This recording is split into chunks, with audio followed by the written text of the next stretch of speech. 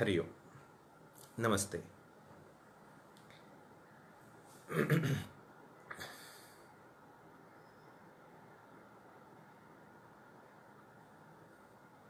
सर्वेषां सस्नेह नमस्कारः। यथा अत्र वयं मिलामः,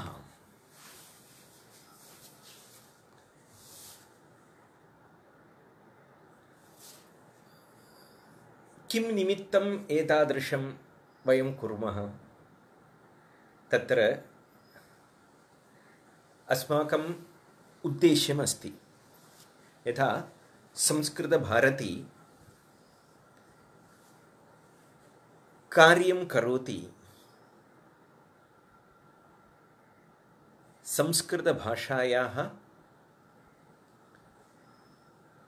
प्रसारः समग्रविश्वे भवतु। एतेन विचारेण, ध्येयेन, लक्ष्येण संस्कृतभारत्याः कार्यं प्रचलति। तत्र सर्वत्र संस्कृतम् आगच्छेत्। तदर्थं किं करणीयं? संस्कृतस्य पठनपाठनं व्यापकरूपेण भवेत्। व्यापकरूपेण इत्युक्ते तस्य एका सीमा नास्ति, एवं विस्तारः तस्य भवेत्। सर्वत्र सर्वविध जनानां मध्ये संस्कृतं प्रविशेत्। एतद् अस्माकं लक्ष्यं। तद् साधनीयं चेत् स्वयं पठनं तु कुर्वन्ति एव केचन, परन्तु स्वयं पठनम् अति विरलं। यस्य कस्यापि तथा रुचिः भवति, तथा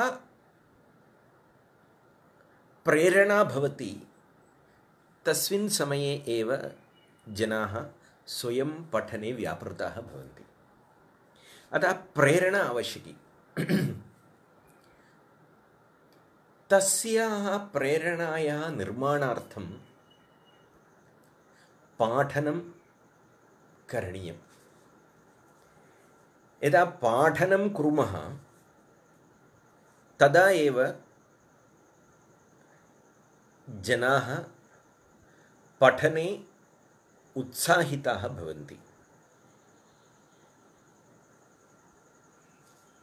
तदपि कथं पठनीयं, कथं पाठनीयम्, एतस्मिन् विषये अपि चिन्तनम् आवश्यकमस्ति।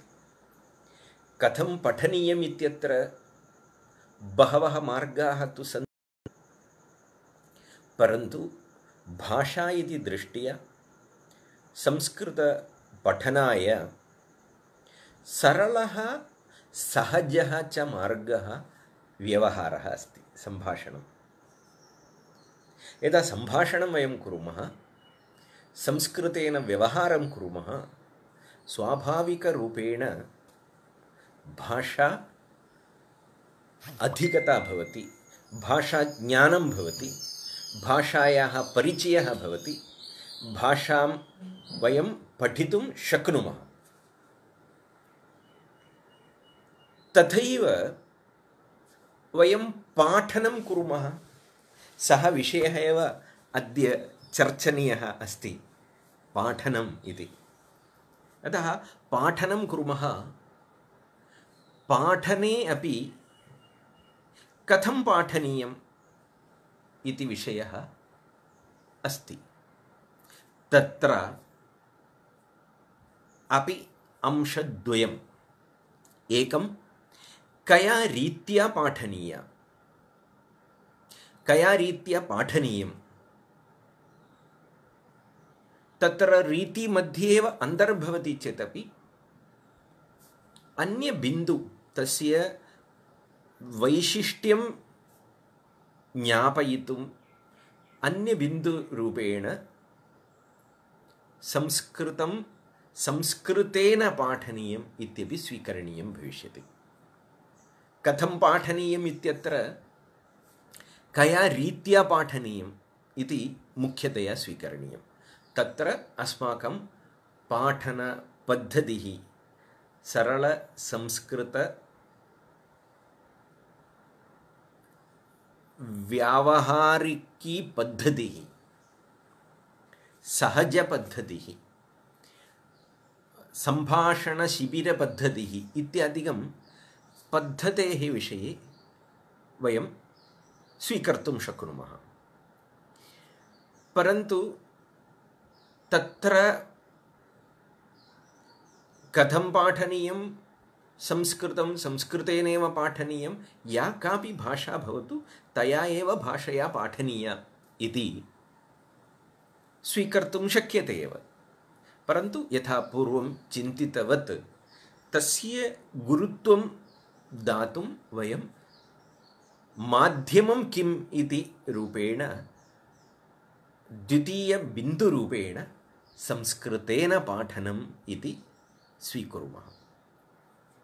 अतः पाठनम् इत्यत्र भाषापाठनम् इत्यत्र अंशद्वयं विशिष्य एकं माध्यमं द्वितीयं रीतिः शैली।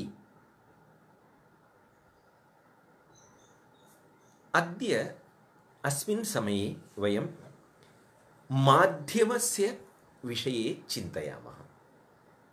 संस्कृतेन पाठनम् इति विषयः निर्दिष्टः अस्ति। संस्कृते पाठनम् इत्युक्ते किं? वयं संस्कृतं पाठयामः, तत्र संस्कृतेन पाठनीयं तद् इति आग्रहः अस्माकम् अस्ति। तत्र किं कारणं? मुख्यकारणम् एतदेव। संस्कृतपठनं बहुभ्यः वर्षेभ्यः प्रचलति। पुरातनकाले कदाचित् तदानीं संस्कृतम् इति एका एव भाषा स्यात्, तदा तु संस्कृतेनैव पाठनं चलति स्म। पुनः अग्रे अग्रे अग्रे गता नूतनाः भाषाः विकसिताः। क्रमेण क्रमेण क्रमेण भाषाम् अन्यभाषामाध्यमेन पाठयति, पुनः भाषायां विद्यमानविषयाः सद् संस्कृतेनैव पाठयति इत्यपि रीतिः आगता स्यात्। क्रमेण तत्रापि च्युतिः जाता। विषयमपि अन्यभाषया पाठयति, भाषामपि अन्यभाषया पाठयति। एवं क्रमः जातः स्यात् इति चिन्तनीयं। कारणम् अद्यापि भाषां अन्यभाषामाध्यमेन पाठयति संस्कृतभाषां, परन्तु शास्त्रचर्चा तत्तु संस्कृतेनैव चलति। एतत् दृष्ट्वा चिन्तयामः, तथा एकः कालः आसीत् प्राथमिकभाषायाः पठनम् अन्यभाषामाध्यमेन, क्रमेण भाषायां संस्कृते विद्यमान नानाविषयाणां पाठनं संस्कृतेन एव एवं परिवर्तितं स्यात्। पुनः गत्वा गत्वा भाषामपि अन्यभाषया पाठयति, विषयमपि अन्यभाषया पाठयति। केवलं शास्त्रचर्चा अद्य अपि चलति। एतेन कारणेन संस्कृतभारती चिन्तयति संस्कृतभारत्याः आरम्भस्यापि कारणं मूलं कारणमेतदेव अस्ति। संस्कृतेन व्यवहारः भवेत्, तदा स्वाभाविकरूपेण भाषायाः उपयोगः भवति, भाषापठनं भवति, एवम् अग्रे अग्रे अग्रे गच्छति इति। अतः सम्भाषणशिबिरद्वारा कार्यारम्भः अभवत्। सम्भाषणशिबिरे किं? सम्भाषणशिबिरे तदेव क्रियते। मम नाम नन्दकुमारः, भवतः नाम किम्? एवं व्यवहाररूपेण व्यवहारं कृत्वा सम्भाषणं कृत्वा वयं भाषां पठितवन्तः अथवा पाठयामः। अतः एतस्य उद्देश्यं, मूल उद्देश्यम् एतदेव अस्ति। संस्कृतस्य व्यावहारिकं मुखं पुनः प्रतिष्ठापनीयम्। तथा केवलं संस्कृतभाषा न, संस्कृतभाषायां विद्यमानाः विषयाः न, अन्ये नवीनाः विषयाः अपि संस्कृतमाध्यमेन पाठनीयाः इति एका स्थितिः आनेतव्या। एतद् लक्ष्यमस्ति। तथा कर्तुं महान् प्रयासः अपि करणीयः। अतीव सरलम् इति नास्ति। इदानीं पश्यतु, भाषा अनुवादं कृत्वा किञ्चित् पाठनीयं तर्हि एतद् स्वीकृत्य अहं वक्तुं शक्नोमि, एषः स्यूतः, एषः स्यूतः। यदि एतद् दर्शयित्वा वक्तुं शक्नुमः, एतत् इदानीं न दर्शयामि, वयम् उपयोगं कुर्मः किल, स्यूतः। स्यूतः इत्युक्ते स्यूतः मीन्स् पर्स्, थली, एवं भाषान्तरं कुर्मः। अनन्तरं किं वदामि, इदानीं स्मृतिशलाका। स्मृतिशलाका, स्मृतिशलाका इत्युक्ते स्मृतिशलाका पेन् ड्रैव्। एतत् एकया दृष्ट्या सरलं, शब्दस्य अनुवादः पर्याप्तः। अन्यथा कथं? स्मृतिशलाका, एषा स्मृतिशलाका, एषः स्यूतः। एवं वस्तुदर्शनम् आवश्यकं, तदर्थं वस्तुसङ्ग्रहः आवश्यकः, तदर्थं प्रयासः करणीयः भवति।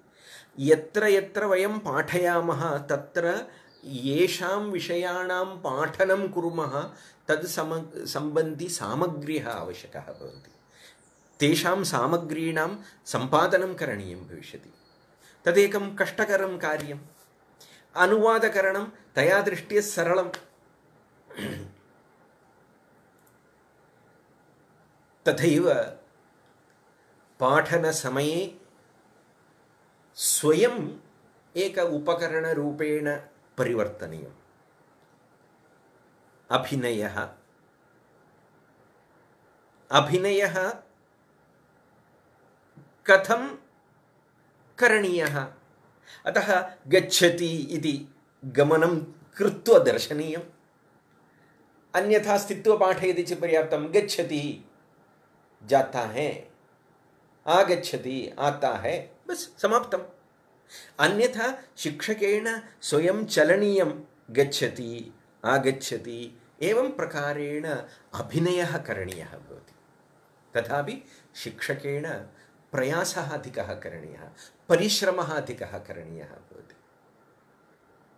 एवं वस्तुसङ्ग्रहादिकम्, अभिनयादिकं यत्किमपि कृत्वा ये पुरतः सन्ति तेषां मनसि, तेषाम् अन्तः यदहं पाठयामि, यदहं वदामि तद् संस्कृतेन एव ज्ञातं भवेत्, प्रविष्टं भवेत्, अन्तः प्रविष्टं भवेत्, तथा प्रयासः करणीयः भवति।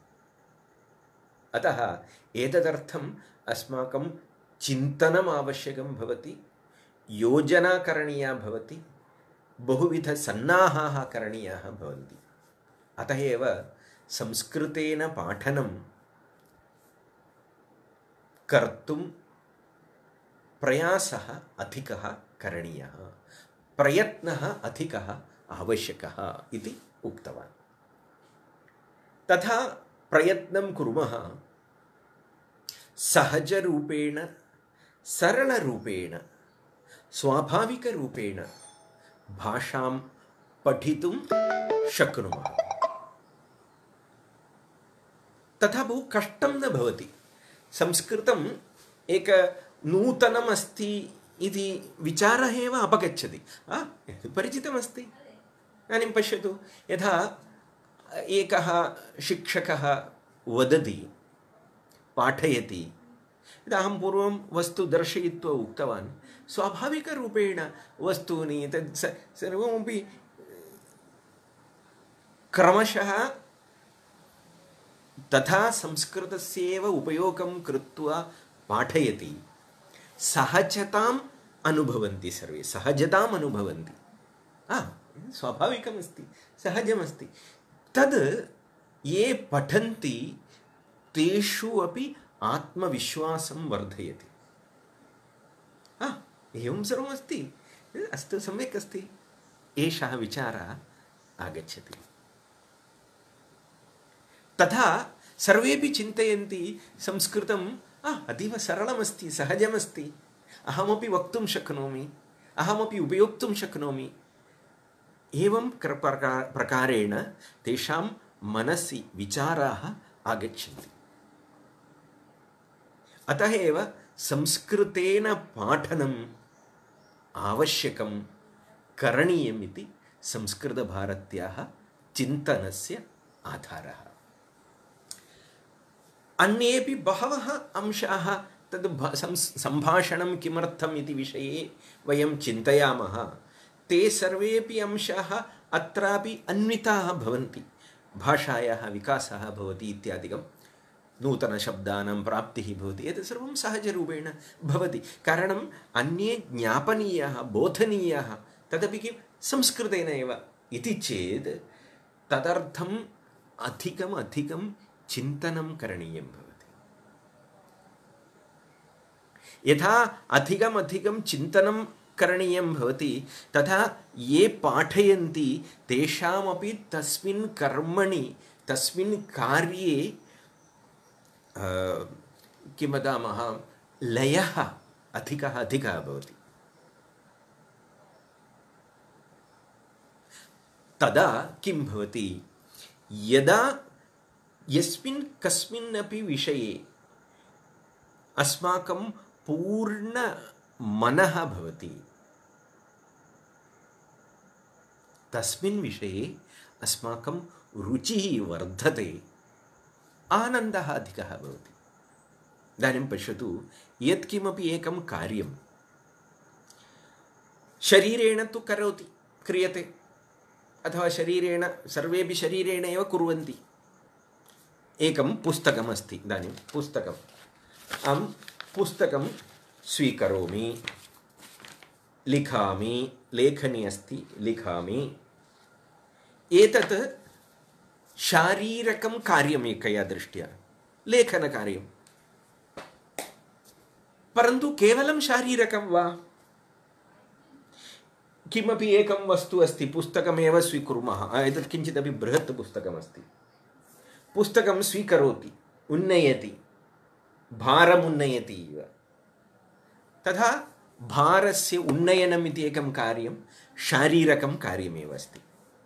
किन्तु लेखनकार्यं यदा भवति, लेखनम् इति हस्तेन लिखति, तथा शारीरकं कार्यम् अस्ति, परन्तु तेन सह मनः अपि अधिकतया योजनीयं भवति। नो चेत् दोषाः अधिकाः भवन्ति। एवमेव वयं लेखितुं न शक्नुमः। मनसः पूर्णसान्निध्यं विना लेखनम् अशक्यमेव। अथवा लेखितुं शक्नुवन्ति, दोषाः बहवः भवन्ति तावदेव। इदानीं पश्यतु, अत्र एकस्य वस्तुनः उन्नयने तत्र मनसः योजनं बहु न आवश्यकं, परन्तु लेखनकार्ये अधिकम् आवश्यकम्। इदानीं लेखनमपि चिन्तयतु, विविध लेखनानि सन्ति। यत् एकं पुस्तकमस्ति तद् स्वीकृत्य तत्र यद् लिखितमस्ति तदेव लिखति, एकं विधं लेखनमस्ति। श्रुता एका कथा अस्ति, सा कथा लेखनीया, सा अपरविध लेखनमस्ति। अहं कथां श्रुतवान्, तामेव कथाम् अहं पुनः लिखामि। तृतीयमस्ति, अहं नूतनकथायाः निर्माणं करोमि। सा कथा एव नूतना, केवलम् एकः आशयः अस्ति, आशयं स्वीकृत्य अहं कथां लिखामि, रचयामि, नूतनां कथां लिखामि। तथा इतोपि चिन्तनम् आवश्यकं, तत्र के शब्दाः योजनीयाः, एवं सर्वं चिन्तनीयं भवति। तद् इतोपि एकं नूतनं विषयं वयम् उपस्थापयितुम् इच्छामः लेखनद्वारा एव। यथा इदानीं कोरोना कोविड महामारी अस्ति, एतस्य विषये अहम् एकं लेखनं लेखितुम् इच्छामि। तर्हि पश्यतु, के तद् पठन्ति, तेषां कथम् अवगमनं भवेत्, तथा विचिन्त्य पदानाम् उपयोगः करणीयः भवति, शैली इतोपि बहु कार्याणि चिन्तनीयानि भवन्ति। तर्हि मम मनः बुद्धिः अपि तत्र सम्यक् युक्तं भवेत्, बुद्धिः युक्ता भवेत्, मनः युक्तं भवेत्, शरीरं तु भवितव्यमेव शरीरेण। तथा पश्यतु, मनः, शरीरं, मनः, बुद्धिः, एतेषां त्रयाणां संयोगः भवति। वयं सुभाषितम् एकं पठितवन्तः, मनस्येकं वचस्येकं कर्मण्येकं महात्मनां, वचस्यन्यत् मनस्यन्यत् कर्मण्यन्यत् दुरात्मनां। तत्र मनः एकं चिन्तयति, अन्यद् वदति, ततोपि विपरीतम् अन्यत् किञ्चित् करोति। मनसः, शरीरस्य, बुद्धेः अथवा शब्दस्य च सम्बन्धः नास्ति। तादृशं यदा भवति, सः दुरात्मा भवति इति एकं, तथैव तस्य आनन्दः न भवति अपि। सर्वदा मनसि अस्वस्थता भवति, मनसः सुखं न भवति। अय्यो, अहं यत् चिन्तितवान् तद् न कृतवान् किल, अहं तद् कृतवान्, अहं तद् न अङ्गीकृतवान् खलु। एवं बहवः अंशाः तत्र अन्तर्भवन्ति।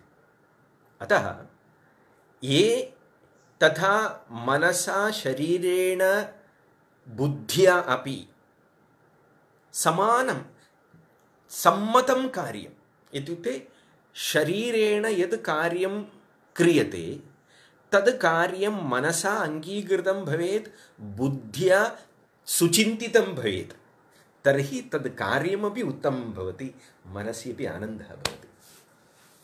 आयुर्वेदे चरकसंहितायाम् इति स्मरामि, रोगकारणम् एकम् अस्ति। तस्मिन् विषये वदति, सामान्यतया सर्वेषामपि रोगाणां कारणमस्ति मनः।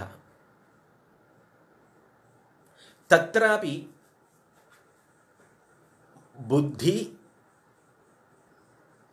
बुद्ध्या यत् करोति, यत् क्रियते,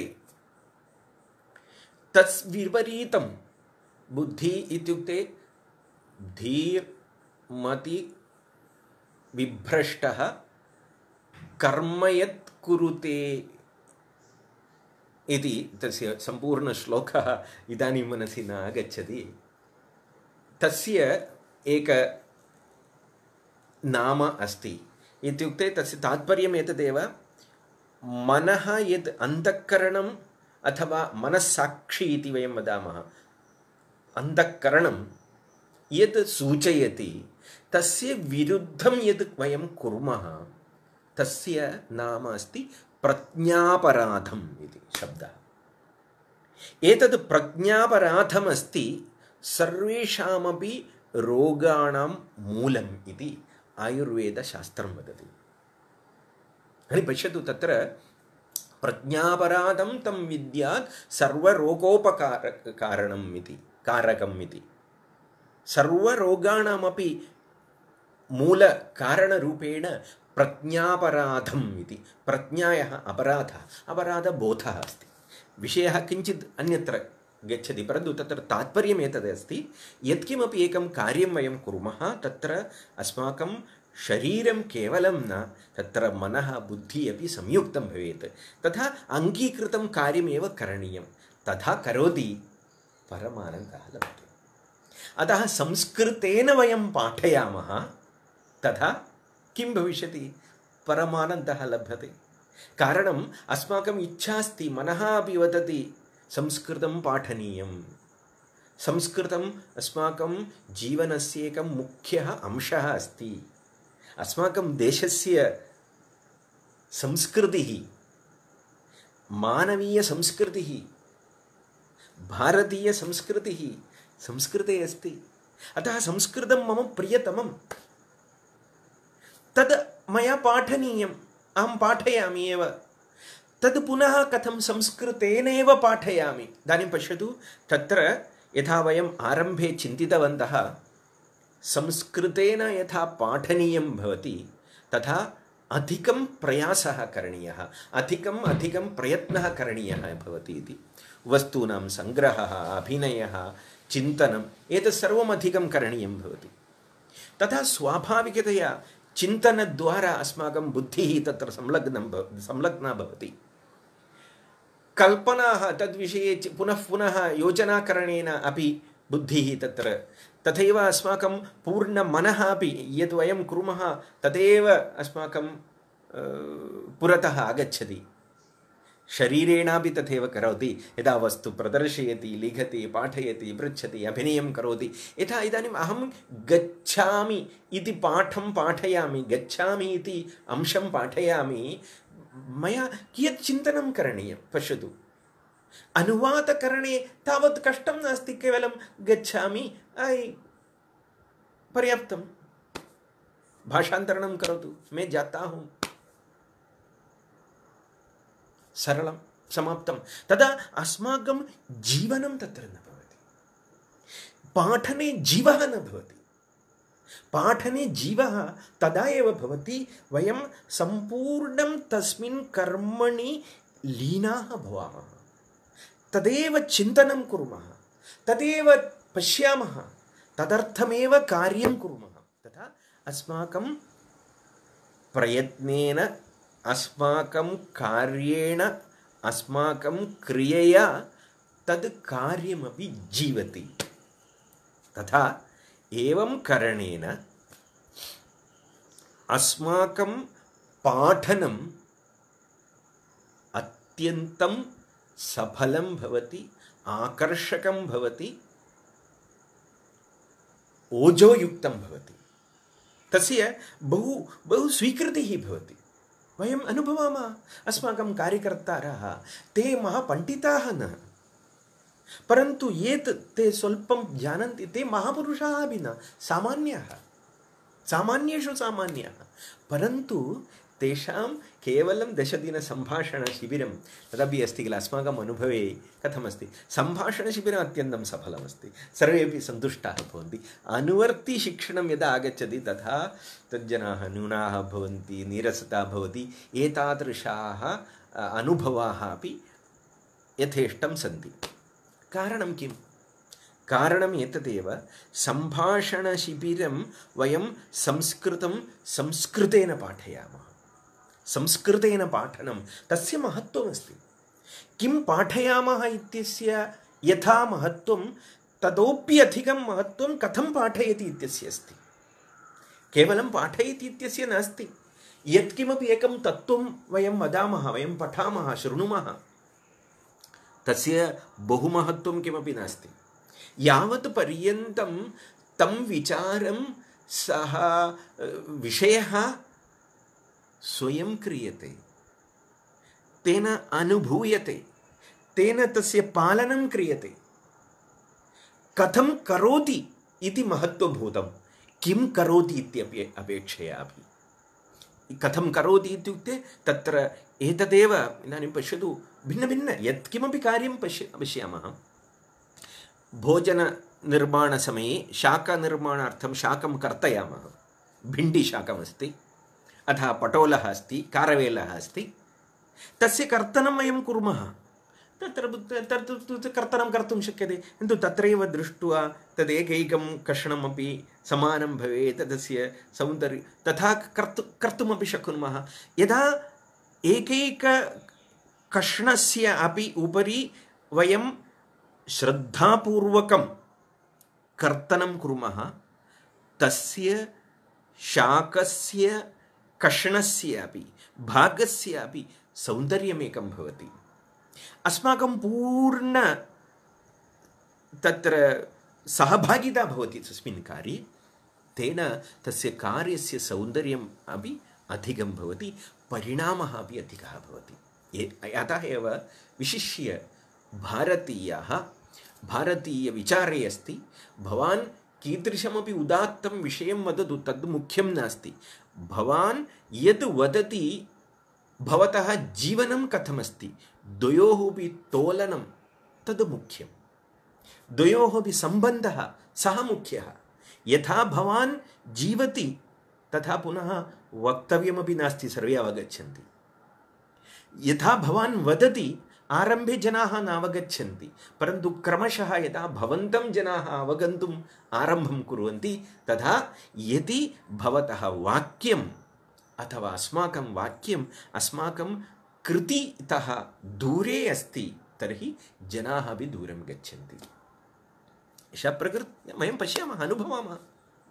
एवमेव कार्ये अपि संस्कृतेन पाठनं यदि वयं कुर्मः, अस्माकं लक्ष्यमस्ति सर्वत्र संस्कृतम् आगच्छेत् इति, तद् कार्यं वयं संस्कृतेनैव कुर्मः, तर्हि तत्र अस्माकम् अपि सहभागिता अधिका भवति, कार्यस्य अपि प्रमाणं, कार्यस्य अपि परिणामः, कार्यस्य अपि वेगः, एतत् सर्वमपि अधिकतरः अधिकतमः भविष्यति।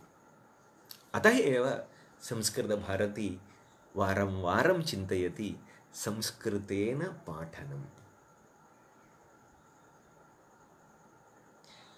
तथा पाठनं यदा कुर्मः, तस्य परिणामः यद् वयं पूर्वं चिन्तितवन्तः, तथा परिपूर्णमनसा तस्मिन् कर्मणि पाठनकार्ये वयं सहजतया पूर्णतया लीनाः भूत्वा पाठयामः, तेन अस्माकमपि अन्तरङ्गम् आनन्दितं भवति, अस्माकमपि परमानन्दः लभते।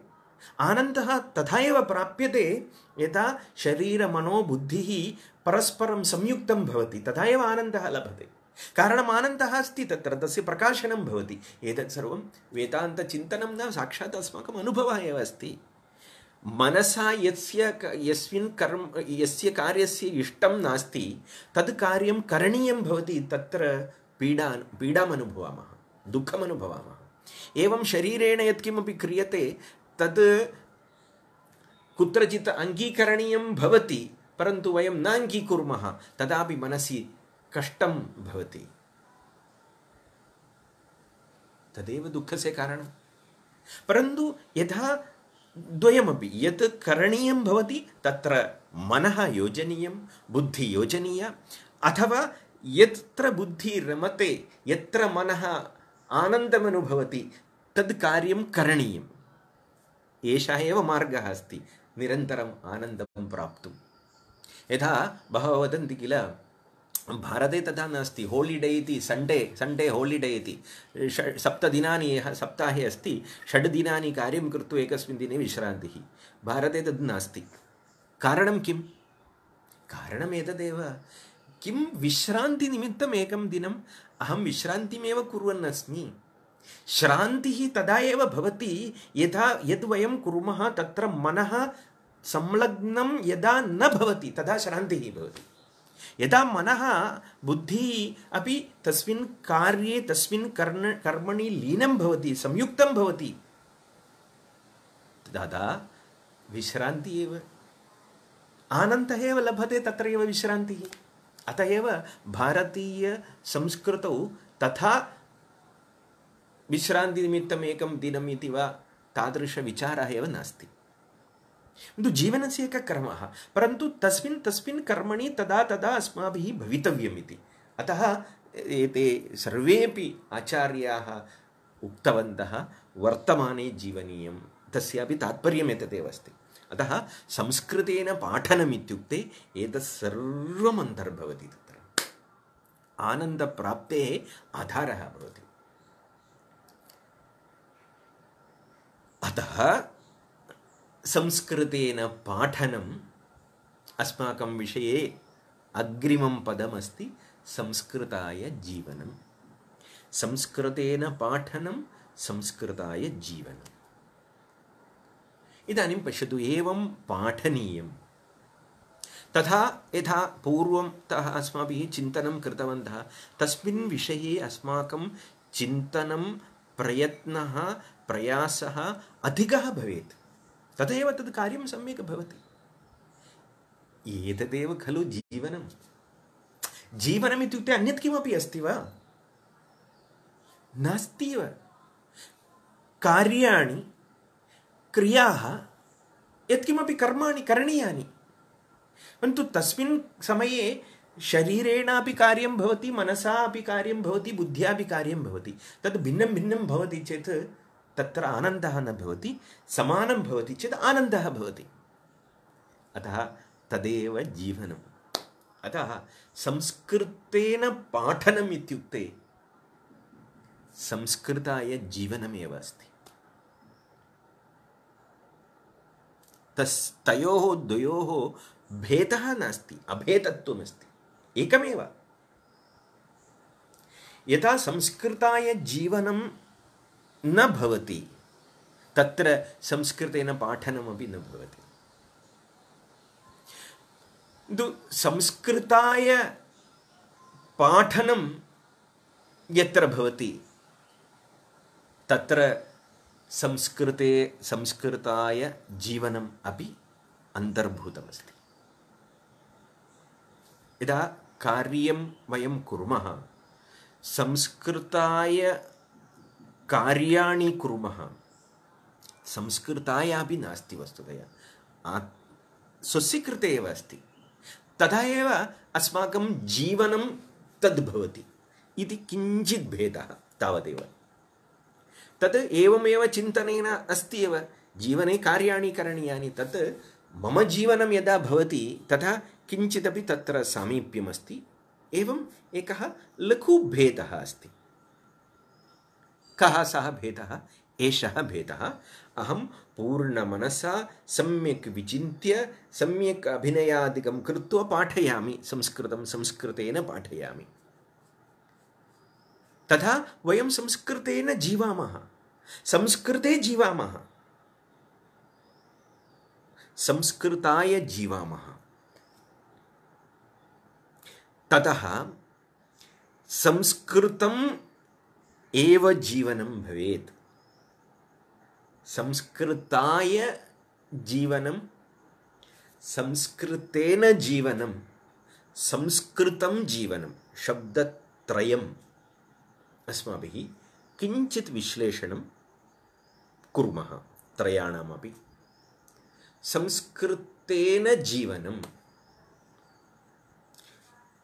बहवः सन्ति, संस्कृतेन जीवनं कुर्वन्ति। संस्कृतेनापि जीवनं साध्यमस्ति, प्रचलति अपि। स्वाभाविकमपि अस्ति। संस्कृतं पाठयति, संस्कृतेन लिखति, संस्कृतेन पुस्तकनिर्माणं करोति, तस्य विक्रयणं करोति। एतत् सर्वं संस्कृतेन जीवनं। संस्कृतम् एकं माध्यमम्, उपाधिः, तद् माध्यमेन जीवनं करोति। द्वितीयमस्ति संस्कृताय जीवनं। जीवनं करोति तादृशाः अपि बहवः विद्वांसः, युवकाः अपि अद्य सन्ति, जनाः बहवः सन्ति। अद्य वयं पश्यामः, पूर्वकाले अपि आसन्। ते संस्कृतस्य विषये चिन्तयन्तः, संस्कृतम् एव चिन्तयन्तः, संस्कृतस्य पाठनं कथं करणीयं, संस्कृतम् अधिकजनाः कथं पठेयुः, तदर्थं किं करणीयम्, एकं पुस्तकमस्ति, तत्र विद्यमानविषयः कथम् अन्ये जानीयुः, तदर्थं तद् पठित्वा तद् सम्बन्धी पुनः सरलरूपेण तस्य लेखनं करोति। एवं प्रकारेण संस्कृतं तद् सर्वत्र आगच्छेत्, संस्कृतं सर्वे अवगच्छेयुः, पठेयुः, जानीयुः इति विचिन्त्य निरन्तरं तदर्थं प्रयासं ये कुर्वन्ति, तेषां जीवनं संस्कृताय जीवनमस्ति।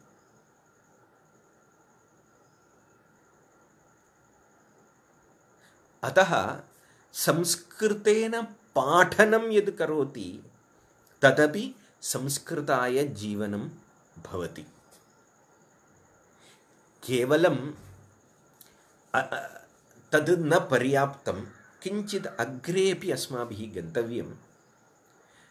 संस्कृतेन पाठनं, संस्कृताय जीवनं, तत्र तृतीयः अंशः अस्माभिः न चिन्तितः।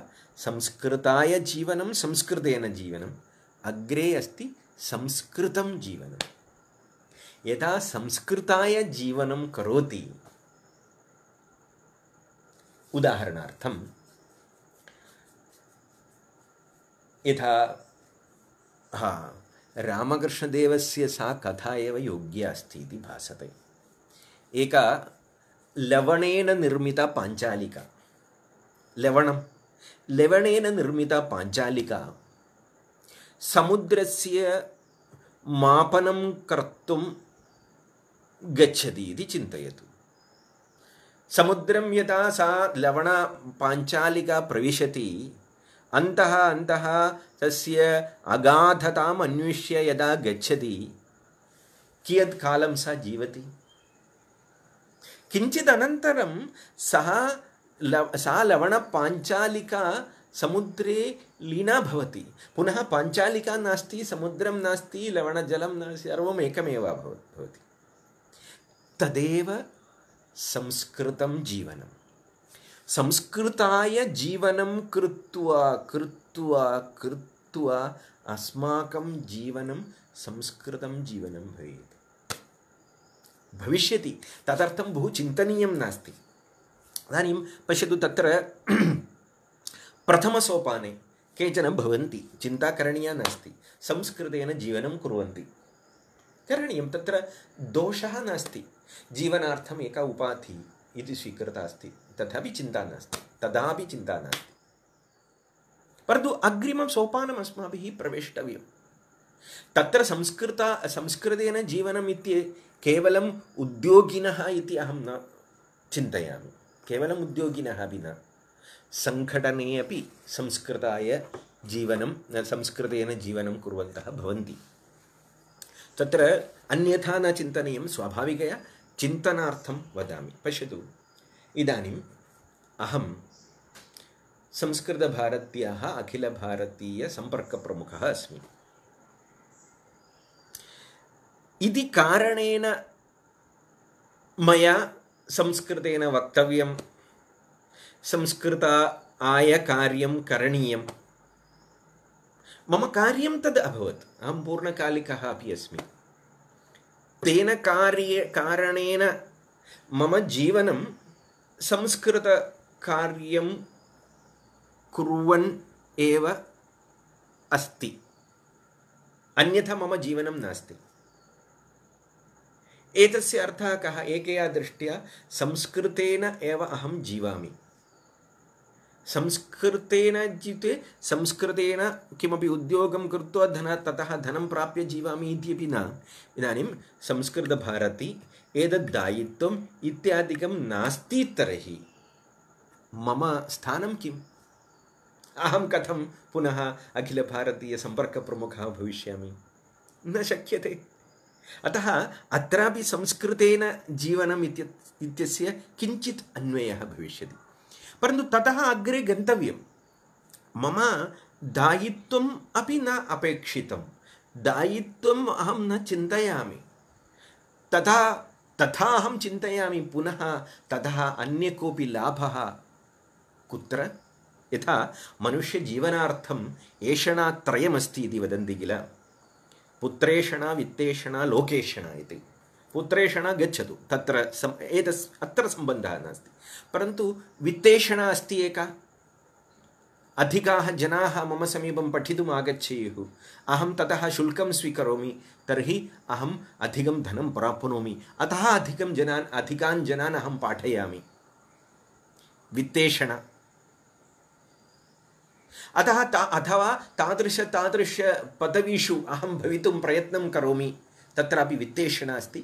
तस्य सम्बन्धः अस्ति कार्यस्य, कार्यमपि चलति, संस्कृतस्यापि उपयोगः अस्ति, लाभः अस्ति, परन्तु वित्तेषणा मां प्रेरयति।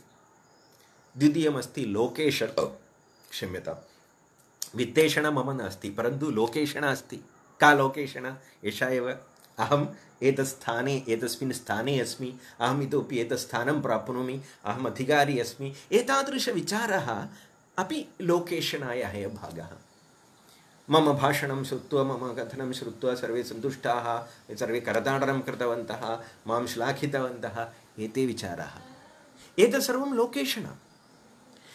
तेन कारणेनापि कार्यं कुर्वन्ति, साधु असाधु नास्ति, परन्तु अग्रे गन्तव्यं।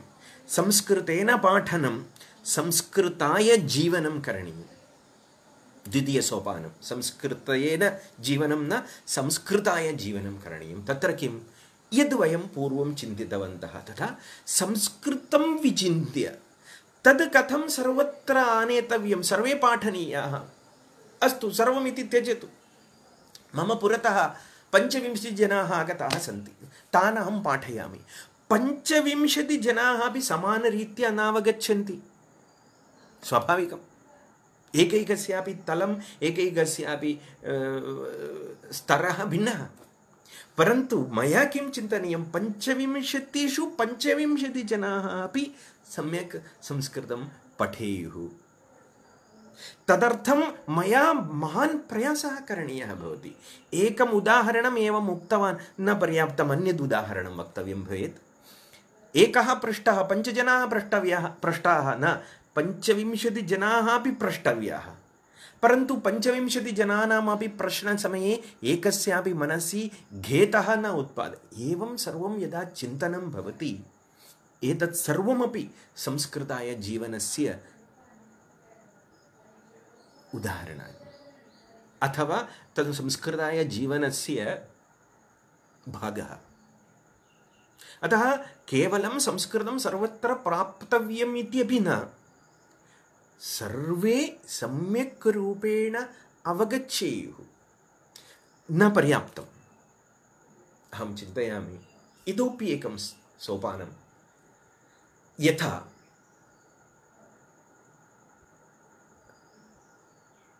यथा केचन विचाराः चलन्ति, न स्त्री स्वातन्त्र्यमर्हति,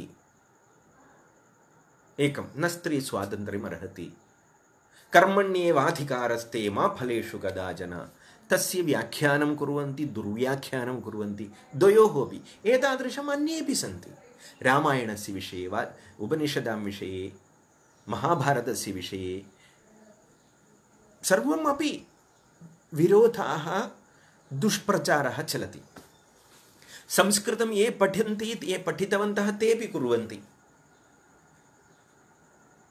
तथा संस्कृताय जीवनम् इत्यत्र अयमपि अंशः आगच्छति। केवलं सर्वे संस्कृतं पठन्ति इति न पर्याप्तं, संस्कृतं किमस्ति तद् ज्ञातव्यं तैः। तर्हि मयापि ज्ञातव्यं। तदा संस्कृताय जीवनम् इत्युक्ते वस्तुतः ते अवगच्छन्तु, ते जानन्तु इति अन्यः अंशः, मया सम्यक् अवगन्तव्यम्। अत एव वयं ध्येयमन्त्रे वदामः, पठामि संस्कृतं नित्यं, वदामि संस्कृतं सदा, ध्यायामि संस्कृतं सम्यक्। ध्यानं तत्र अन्तर्भवति। ध्यानेन, संस्कृतविषये एव चिन्तनेन संस्कृताय जीवनं भवति।